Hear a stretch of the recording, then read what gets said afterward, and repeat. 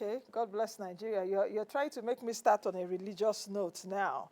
Are we now too religious that are we taking the actions we are supposed to take to solve this problem? Because even the Bible says that faith without work is dead. Since you're starting on the premise of God bless Nigeria, is Nigeria Well, still you see, blessed? God bless Nigeria, and even all the problems that we're facing now, it is our inability to use God's blessings. So the blessings are always there. It's a constant. Um, the issues that are on the table, they are very dear to the heart of the people, and they are very germane to the sustenance of families and businesses. But they are very simple issues. You know already that what's on the line is money. Money is on the line. The situation we have in Nigeria today is what we are macroeconomic problems, which is price stability. Now, you know already that price stability has to do with, one, the cost of doing business, and also the cost of living. So when these two things intertwine, then you can have a situation where if the number is not trending towards stability, you will have inflation, and I suspect we're already having hyperinflation. Then you have stagflation. Then you have rising cost of living.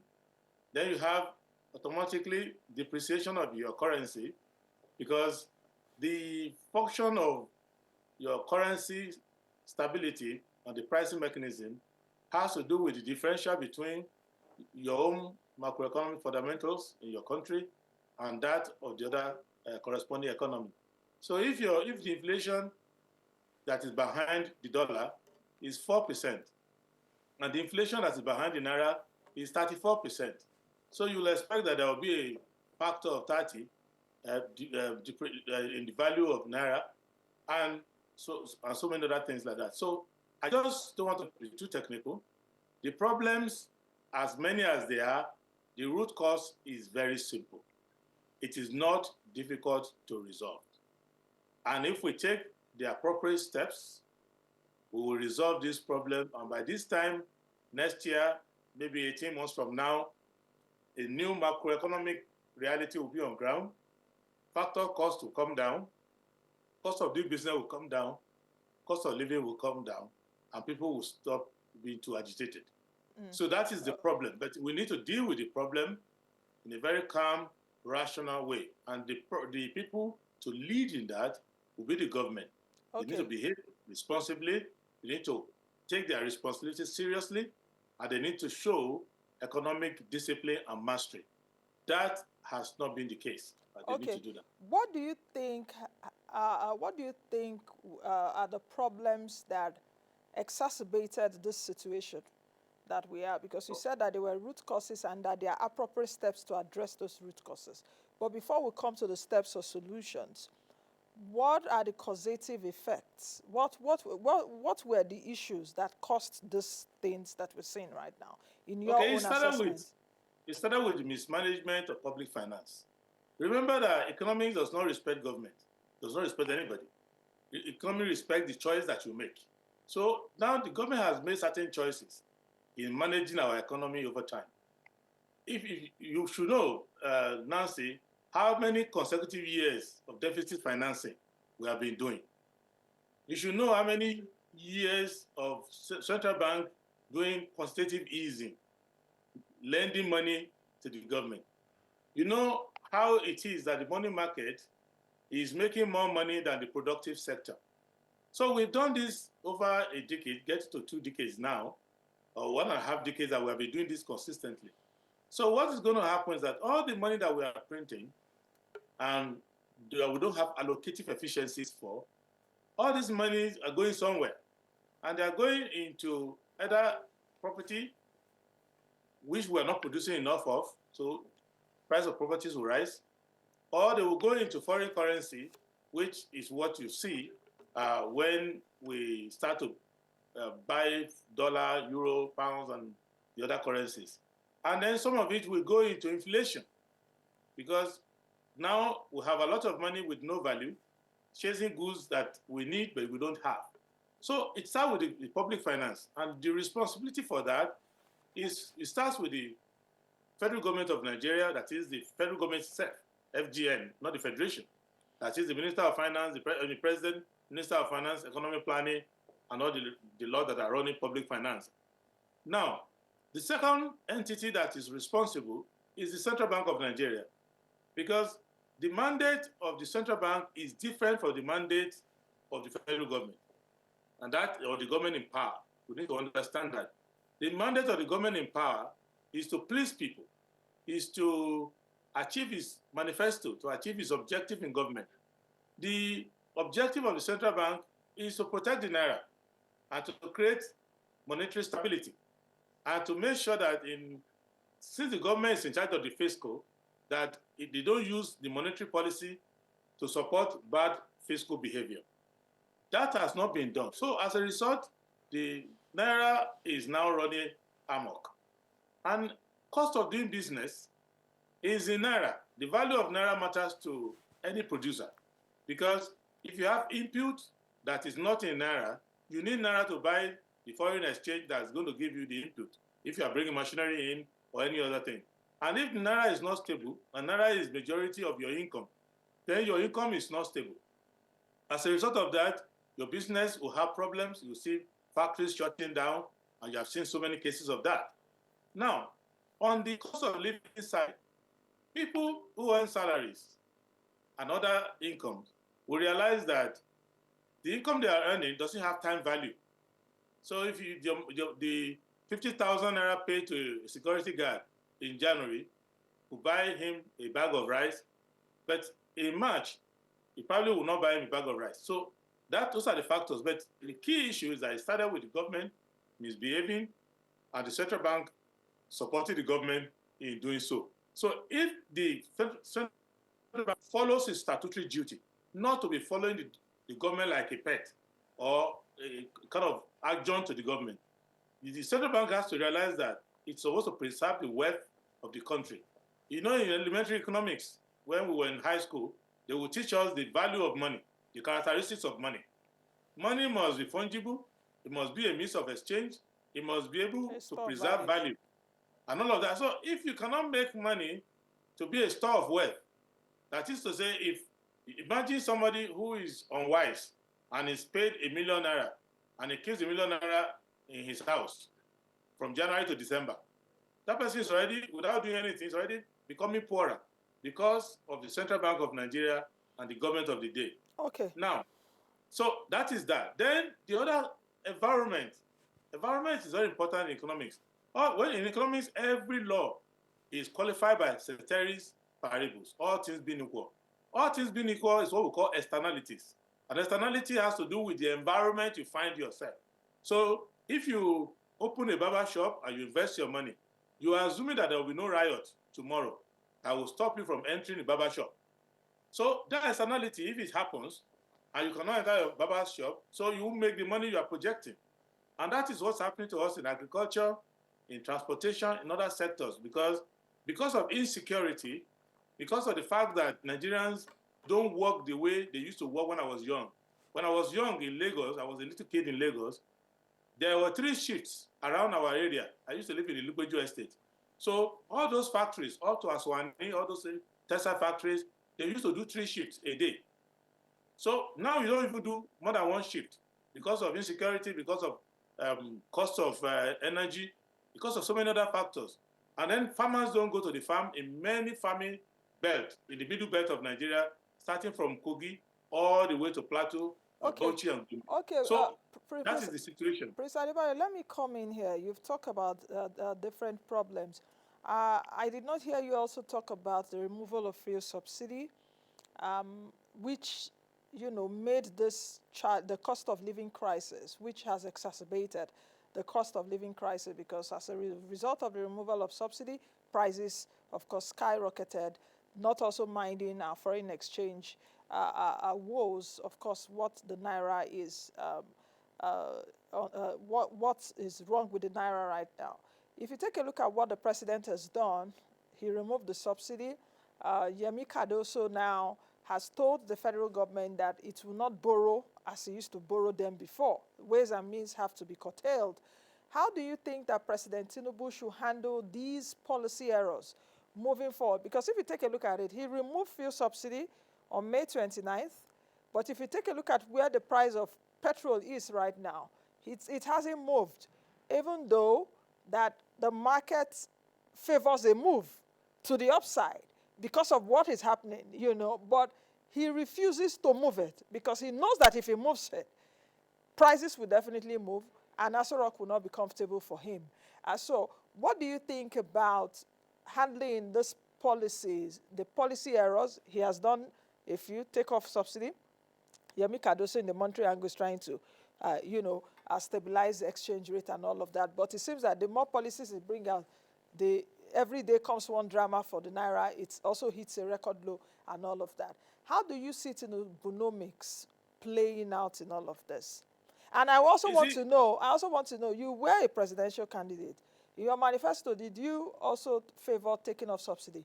Because the three candidates, Tinubu, Atiku, and Peter Obi at that time, said they were going to take it off. I didn't get a clarity from you then, so you could tell me, or tell me actually, if you did, what were your policies to ameliorate the impact on Nigerians, if you did? Okay, thank you. You caught me there because I didn't want to talk about fuel subsidy. I noticed. I noticed, yeah, and that's why I asked you, because you smartly dodged it. Yeah, because I didn't want to look like my appearance is a real litigation of last year's presidential election. I want the government and people to be able to be receptive to these ideas without suspecting political motive.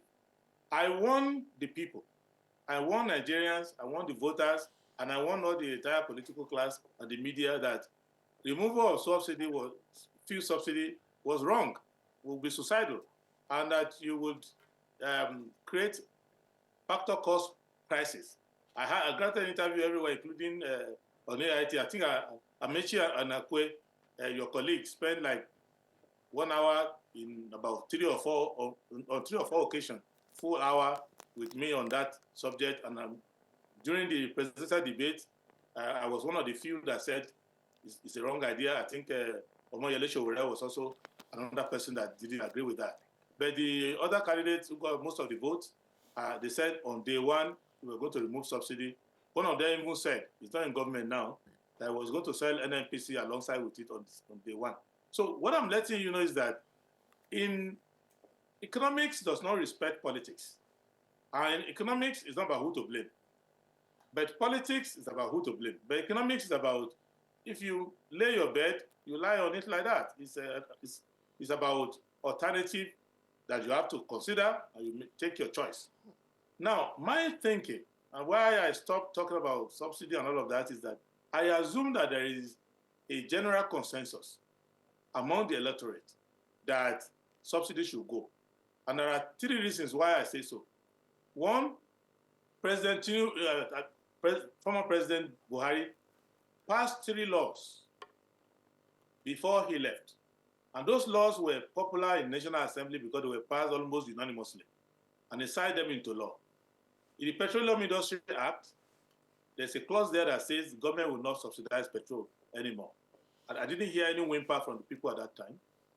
Second, there was the 2022 appropriation that was passed. That appropriation was passed, and there was a cutoff date to stop the funding of fuel subsidy.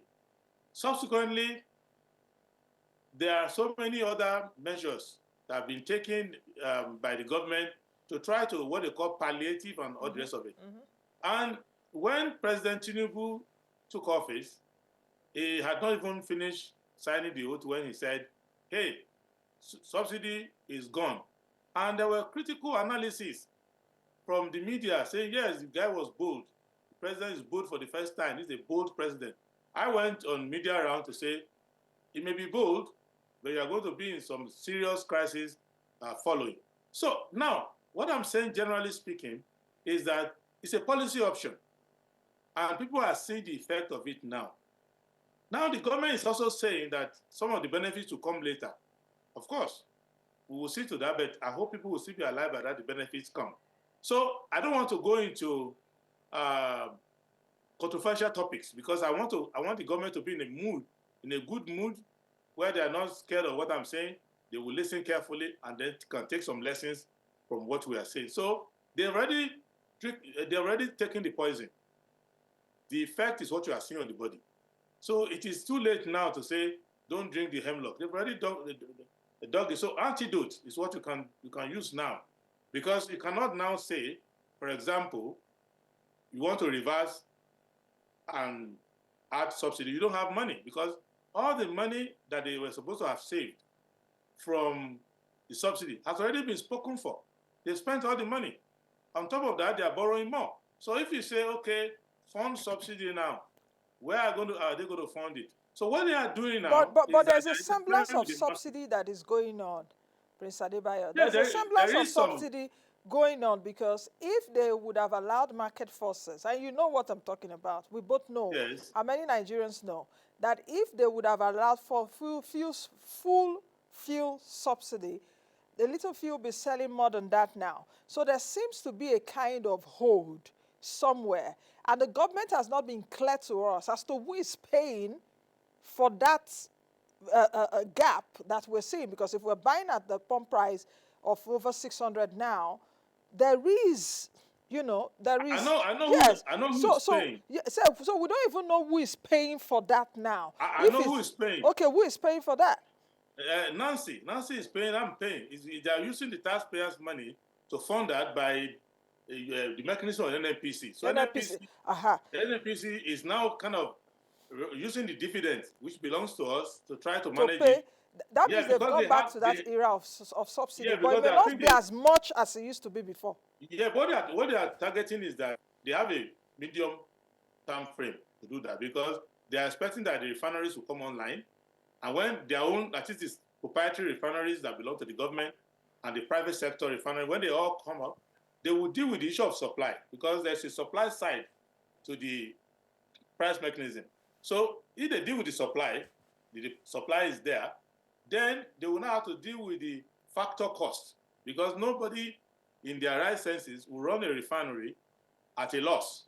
And when you say loss, it's not just only the cost of the production, it includes the finance cost and other costs of making sure that you beat arbitrage and all of that. So it's a very complex calculation. But what they are doing is that they have realized that a free falling subsidy-free regime for petrol is going to be so traumatic. The trauma is this: it is not that the price is going to be high. That's if the price of anything is high, that's a different matter. There are alternatives to everything, including petrol itself. The problem is that the price will be changing almost every hour. So it will create panic in the market. So I think what they are trying to do is hold it like that you use to hold a dam. When it's getting too big, they will jump like a few factors. That is why you see that when price moves in Nigeria, it doesn't move in bits. It will go from, I don't know whether it's 650 now, one day it's going to go to 900, because they have been holding back for some time. And when the tension is too much, then they will just move it. Okay. But there are many alternatives that can take us out of this quagmire. I don't want Nigerians to think that their economy is fundamentally bad. No, our economy is fundamentally mismanaged. So if we remove the mismanagement, we will be fine. Do you think that this administration has addressed that issue of mismanagement? Because our economy has been mismanaged, at least in the last 8 years of President Buhari. It was an economic disaster that was also midwifed by the same party. This is not a political program, but I'm just saying that the same party that has been on board for the last 8 years is also on board now. So how do they manage the mismanagement that they put us into? That's one. The second part of the question for you is, what will be the role of the states moving forward? Because as a result of fuel subsidy removal, we were told at that time, government officials were telling us, those of us that spoke with many of them at that time, if we remove subsidy, Nancy, we will have more money to give to the states. We've been seeing that now, at least lately, from July to December. From the data that I have seen, about 3.3 trillion naira has been given to the federal government, states, and local government to share in the last, that's from July to December of 2023. Now, what will be the role of states, especially as we also confront a food crisis You're in Paris, but you must have been following what's been happening in the country as a result of Niger State says that it will ban wholesale food sales. Kano State, we've seen the raid on warehouses and all of that. So what will be the role of states now in averting some of these economic challenges? Because we see more ways to focus on the central. You see, we have 5 problems in Nigeria, but we have 5,000 solutions. So we really shouldn't despair at all. Our problems are not that complex. Let's start with politics. The party has been government since 2015. Even the party before it, the PDP, most of its 16 years, it didn't manage the economy well. Just that if you are falling from a 10-story building, you keep falling more and more until you hit the ground. So I think we might be hitting some pavement already at this point. But the issue is that the falling didn't just start today. What we need to do is very simple. One, we need to know that the crisis, what the government is saying, that they are going to make more money. Many of the governors don't understand the concept in economics called illusion of money. What they are doing is bookkeeping. You know, the president's an accountant. So maybe from that point of view, we'll feel happy that the government is getting more revenue now. But the more revenue the government is getting, is the value of that revenue is coming down. So if you were to do a bridge with 3 billion naira before, because that bridge was equivalent of maybe $6 million at 500 naira per to the dollar. Now, you will need, that money will not do it. You will need about 9 billion or to do that bridge. So the money you have made in addition still will fund your budget correctly. So if you are paying your salary, your staff, minimum wage of 18,000 before, you remove the subsidy and gain the naira. Now they will not accept 18,000 from you. They will be on strike. They will be asking for 100,000 or something like that. And if you give them 100,000, there's no food to buy with 100,000 because the bag of rice will go from 70,000 to 110,000. So we need to go away from illusion of money. We need to go into productivity. The real money will come to government when we can get Nigerians gainfully employed. To do that, the budget will not resemble the 2023 budget that we're implementing. This is not the budget that assumes that the wealth of the people is in their head, on their body. This is what the budget they are doing now assumes that the money is in the hand of the government and government can give palliative to people. So let us make it simple so that we can find clear solution. One, we must do segmentation. When dealing with inflation, you must take important things away from unimportant things. When they are calculating inflation, the price of private jet is included. The price of business class, first class ticket to go overseas is included. The same thing with the price of food, medicine, and essential care. So you must do segmentation and face the factors that have to do with basic living. Shagari tried it. You know, I know you and I were too young to remember, but Shagari tried it with national supply. He was able to do segmentation, realize that I cannot deal with the economy all at once, but let me deal with essential supply. So certain goods and commodities were categorized as essential supply. And there was the national supply sector. I think Umaru Diko was the minister who was in charge. So at that time, they had agreement with Thailand and some other countries to import essential. Rice was part of it. Other things, of course, later, other things were added to it, sardine and canned food and all of that, and it became around haywire. But you can have essential commodities and make sure that they are available, whether by domestic production or by importation. You must make sure that the price of certain essential commodities don't go beyond. Now, that is something you need to do. And you do that in the medium term, while you are opening up the field for agriculture. Many of our staples can be grown within 2 years. So many of them are just basic perennial things that you can actually grow. So it's not that difficult, but the most important thing we need to have is that we need to have a government. It's a different thing from having politicians in power or in offices who are blowing siren around. It's actually about sitting down and setting up a government that can ensure that you get all this data in, and then you can be dealing with it systematically. That is where your question about state government comes in. When they got the money that they got from the federal government, each time they go for FAC, they get more money than before. And many of the governors started behaving like emperors. I started doing fancy projects.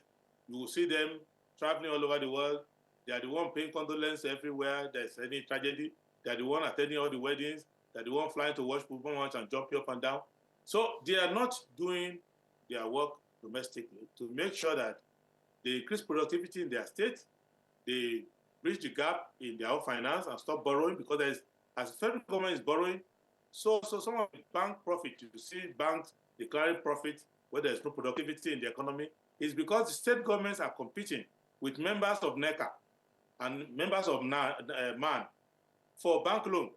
So if you are a banker, invariably a governor is your friend, because a governor is trying to borrow money either to pay salary or to do politics or to do something. You know that the governor is going to collect money from federal allocation every month. You are more likely as a banker to lend to that state government than to lend to somebody who wants to set up a factory or a poultry or anything. So this is where the problem lies. So we need to just have a government that calms down, look at these factors of production, look at the twin that is driving people crazy. That's why you see people talking agitated on TV when you go on a first pop interview. There are two factors. Those who are in the entrepreneurship line, manufacturers, professionals, service providers, hoteliers, they have cost of doing business problem. It's too high. Now, on the side of those who are consuming their goods, there's a cost of living problem. It's too high. So as a result, you don't have cheap factors to run your business. So the cost of your goods and services rise. The people who want to buy your goods and services don't have the income to buy your goods and services. So what is happening is an incestuous circulation of money within government and those who are connected with government. So if you are a government contractor, you are the one helping them with Boko Haram war, supply arms to them, feeding soldiers. You are mainly around the spending of money. You are the one helping them to organize money to go and pay ransom, and you are in buy guns. You have money, and you are the one also building estate, doing everything. The rest of the people left out of the economy, and because of that, you cannot employ people. And those of us who are employers of labor, we're having tension with our staff. I had a staff meeting online with my media house staff, and I have never seen them so agitated before because of the adjustment that we're trying to make. So this is happening to everybody who is actually enhancing themselves to the economy. Under President Buhari, there were two-tier economy. Those who were cosseted and besotted by the government, who were getting different foreign exchange, different access to money, and the rest of the economy that was left to lie fallow. So I think that if we put governance in place, that is what President Tinubu needs to do. I don't agree with many of his policies, but as much as I don't agree with them, if they actually sit down and execute their plans and govern properly. For example, I'm happy that Mr. Cardoso says that he's not going to lend them more money by way of means. First, it's not in position to lend them any money. The central bank itself is getting close to bankruptcy. And then, except if he wants to use his power to produce more naira, which will cause a catastrophe. So it's good that he has stopped doing that. But they're also making more money by themselves. And if you look at the budget they wrote this year, they're claiming that the federal government can only get 19 trillion into as revenue. That shows to you that they are either lying or they are extremely lazy, because the amount of money in the size of our economy that the federal government can get just without borrowing money should be getting to about 70 trillion if they really sit down and govern well. Okay, Prince Adebayo, let me come in here and put this in, because I heard you say when you were speaking with your staff that your staff were a bit uncomfortable, perhaps because you are thinking of adjustments, whether laying off or right sizing or whatever. Now that brings me to the issue of labor. Labor has been agitating. They've given the federal government a warning, and we're in this country. We know what is happening. Labour has told the government that the minimum wage it expects is about ₦1 million. Now, how do you really balance it as to what Labour is asking for and what the government can afford? And also, as we close, I would like you to give me 5 solutions, because assuming you were president and Nigerians voted you in, and we're in this kind of quagmire, even though you said you would not have removed subsidy the way President Tinubu removed it, just I will give not this. remove at all. But there's also a cost to it, because I was coming to that. If you did not remove at all, the country was borrowing to pay the fuel subsidy. How would you have done that? I found solution to that. I won't take too much time Okay, on that. okay, The okay. solution Then was you simply give me that, solutions, because we have like yes, about 5 minutes. okay. Yeah. Number one, labor, their philosophy is different from the historical labor movement. So I think our labor movement, with due respect to the activists, they have also become neoliberal. So many of the arguments they're having with government, they are having the argument within the premises and principles of government philosophy. The labor is not the labor of Pai Modu of those days or all of that. So, but I don't want to go beyond saying that. One, labor has no business worrying about minimum wage. Labor has to worry about cost of living, because the minimum wage will never satisfy you if the cost of living doesn't come down. That is what labor should understand. That when we did Udoji awards in those days, in the past, all those who were in labor, you used to understand the concept of COLA, cost of living adjustment. So cost of living adjustment is what you need, and you need to bring factor down. So I don't want us to worry about the minimum wage, whether it's 5,000, 18,000, to carry to 1 million. The time it may come, if you're not careful, when you will need that ₦1 million to take transport, to buy one-way ticket from Abuja to Port Harcourt. So I think we should leave that and deal with bringing the factor price down. And the 5 solutions to that as follows. One, the first thing is that President Tinubu should free the CBN from government influence. I know it is difficult. That's not what they believe, because they believe in subordination of monetary policy to fiscal policy. I think it's a wrong approach. They should let Cardoso, each time I hear that Cardoso is going to the villa, Cardoso is following Minister of Finance up and down, I'm worried. That's not my idea of a central bank governor. If I was president, Cardoso will not be my choice, and the economist that I will make as my choice will not be the person who is tagging along with me every time, because when I go to my bank, where I bank to borrow money, they don't give me all the money in the bank. They give me only the money that is my account. And the job of the central bank is to give President Tinubu, Mr. Wale Edu, Accountant General of the Federation, the money that is in their account, not the money that's in the economy. The central bank works for the economy, doesn't work for the government alone. Though government is a major player in the economy, government is not the only player. It should not be favoring the government most of the time. That's number 1 policy. Number 2 policy is allocative efficiency. The budget that they've written is a very bad budget. But luckily for them, they have majority in the National Assembly, and the so-called opposition lawmakers who are in the National Assembly are either sleeping soundly or sleeping in bed with them. So they don't have a problem passing through their measures. So they need to go back to the National Assembly and adjust the budget and do proper appropriation and increase the earnings. And if they need the idea how to increase the earnings, they can come and join me on your show. They can send a text message. There are ways they can increase the earning. I think next year's budget should be taking the earning of the federal government to minimum 55 trillion. If they do that, then they can now devote money to the capital projects and create employment, which is the third line. They will create employment and infrastructure at the same time. Then the third thing they need to do is that they need to cancel the foreign exchange completely and stop talking about it and stop setting targets. The CBN governor should stop talking about whether the naira is undervalued, overvalued, whatever. They should work towards stabilization. The exchange rate is not as important as the stability.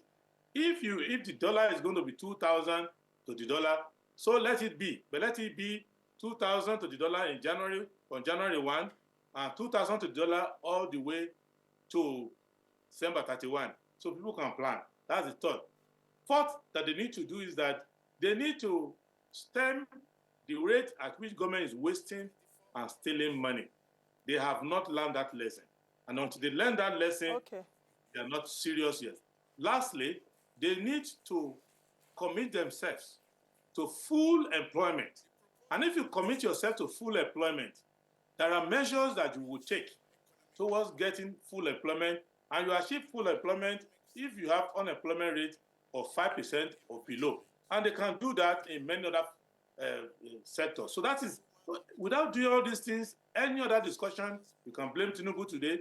People were blaming Buhari. I was telling them, one day Buhari will go, the next person you blame even worse than Buhari.